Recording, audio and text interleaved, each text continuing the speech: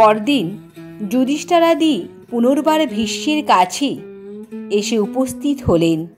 ব্যাস প্রভৃতি ঋষি ও ভীষ্মকে অভিবাদনের পর যুধিষ্ঠির প্রশ্ন করলেন, পিতামহ, রাজা শব্দের উৎপত্তি কি করে হলো তা বলুন। রাজা কি প্রকারে পৃথিবী রক্ষা করেন? লোকে কেন তার অনুগ্রহ চায়? ভীষ্ম বললেন, নরশ্রেষ্ঠ, সত্যযুগের প্রথমে যেভাবে রাজপদের উৎপত্তি হয় তা বলছি শোনো।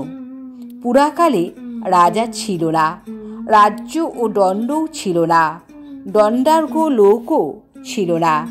প্রজারা ধর্মানুসারে পরস্পরকে রক্ষা করত।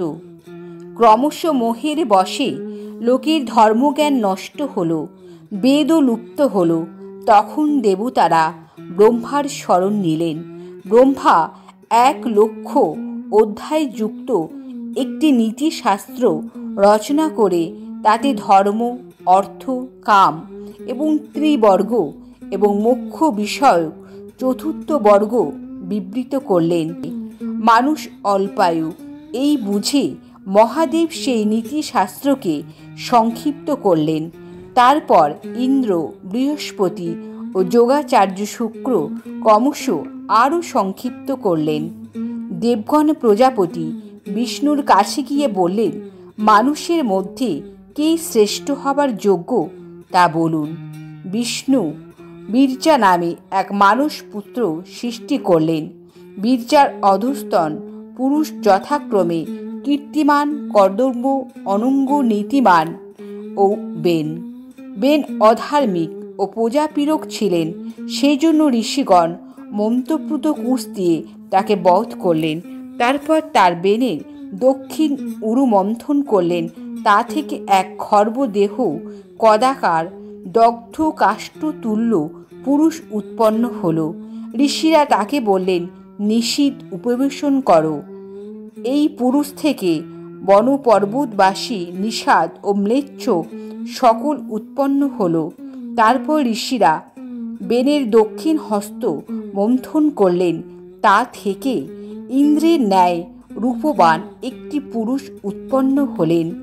ইনি ধনুর্বামধারী, বেদ বেদাঙ্গ, ধনুর্বেদে পারদর্শী এবং দণ্ডনীতিজ্ঞ। দেবতা ও মহর্ষিগণ এই বেনপুত্রকে বললেন, তুমি নিজের প্রিয় অপ্রিয় এবং কাম, ক্রোধ, লোভ, মান ত্যাগ করে সর্বজীবের প্রতি সমদর্শী হবে এবং ধর্মভ্রষ্ট মানুষকে দণ্ড দেবে। তুমি প্রতিজ্ঞা করো যে কায় মনোবাক্যে বেদ নির্দিষ্ট ও দণ্ডনীতি সম্মত ধর্ম পালন করবে, দ্বিজগণকে দণ্ড দেবে না এবং বর্ণ সংকর দোষ নিবারণ করবে। বেনপুত্র প্রতিজ্ঞা করলে শুক্রাচার্য তার পুরোহিত হলেন, বাল্যখিল্য প্রভৃতি মুনিরা তার মন্ত্রী হলেন এবং গর্গ তার জ্যোতিষী হলেন। এই বেনপুত্র পৃথু বিষ্ণু থেকে অষ্টম পুরুষ। পূর্বোৎপন্ন সুত ও মাগধ নামক দুই ব্যক্তি পৃথুর স্তুতি পাঠক হলেন। পৃথু সুতকে অনুপদেশ এবং মাগধকে মগধদেশ দান করলেন। ভূপৃষ্ঠ অসমতল ছিল, পৃথু তা সমতল করলেন। বিষ্ণু, ইন্দ্রাদি দেবগণ ও ঋষিগণ পৃথুকে পৃথিবী রাজপথে প্রতিষ্ঠিত করলেন। পৃথু রাজত্বকালে জরা, দুর্ভিক্ষ, ব্যাধি, তস্কর প্রভৃতি ভয় ছিল না। তিনি পৃথিবী দহন করে 17 প্রকার শস্য ও বিবিধ অভীষ্ট বস্তু উৎপাদন করেছিলেন। ধর্মপরায়ণ পৃথু প্রজারঞ্জন করতেন, সেই জন্য রাজা এবং ব্রাহ্মণগণকে ক্ষত থেকে ত্রাণ করতেন, সেই জন্য ক্ষত্রিয় উপাধি পেয়েছিলেন। তার সময়ে মেদিনী ধর্মের জন্য খ্যাত হয়েছিলেন, সেই জন্যই পৃথিবী নাম। পৃথু রাজ্যে ধর্ম, অর্থ ও শ্রী প্রতিষ্ঠিত হয়েছিল। যুধিষ্ঠির স্বর্গবাসী পুণ্যাত্মার যখন পুণ্য ফলভোগ সমাপ্ত হয়, তখন তিনি দণ্ডনীতি বিশারদ এবং বিষ্ণুর মহত্ব যুক্ত হয়ে পৃথিবীতে রাজারূপে জন্মগ্রহণ করেন।